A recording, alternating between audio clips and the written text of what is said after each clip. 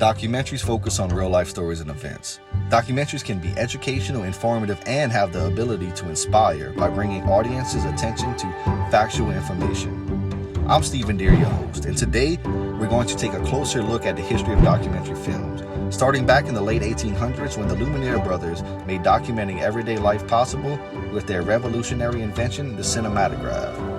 A camera that was lightweight, which made it portable and for the first time offered the ability to travel and video everyday life. In 1895, the Lumiere brothers started filming real events such as workers leaving the Lumiere factory to the arrival of a train. And the Lumiere brothers are known as the earliest filmmakers to make documentary films, at the time referred to as actualities, which is the predecessor to documentaries as we know it today. In 1911, the newsreels began when Pathé News started producing silent newsreels known as Pathé Weekly. A newsreel is a form of short documentary showing news footage of current events to audiences in cinemas. The newsreel quickly arose to popularity by 1917, with the United States entering World War I. Citizens would gather to watch screenings of newsreels to stay informed with the war. After the popularity of newsreels in 1922, the silent documentary film Nanook of the North, which followed the life of an Eskimo, directed by Robert Flaherty, was the first successful feature-length documentary in the United States. Robert Flaherty is considered the father of documentaries.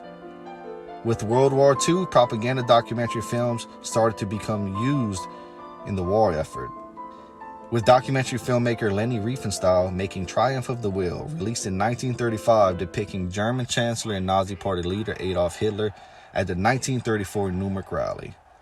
When the U.S. entered into World War II in 1941, the government declared film production vital to the war effort. The U.S. hired director Frank Capra to make a series of propaganda films called Why We Fight, which consisted of 7 propaganda films produced from 1942 to 1945 that motivated Americans to assist in the war efforts. This would help propel documentary filmmaking forward. In the 1950s and 1960s, a new era of cinema would emerge, developed by Robert Drew in the U.S. known as direct cinema and cinema verite in France, which aimed to capture truth through the camera's observation of real people in unrehearsed situations to capture genuine reactions and the realism of life as it unfolds.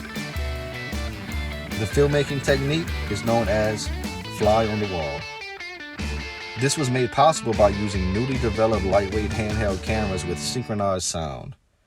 Moving into modern times, the controversial documentary filmmaker Michael Moore, on a small budget, would go on to making his first film, in 1989, Roger and Me, that highlighted the economic impact of automotive company closing down in his hometown.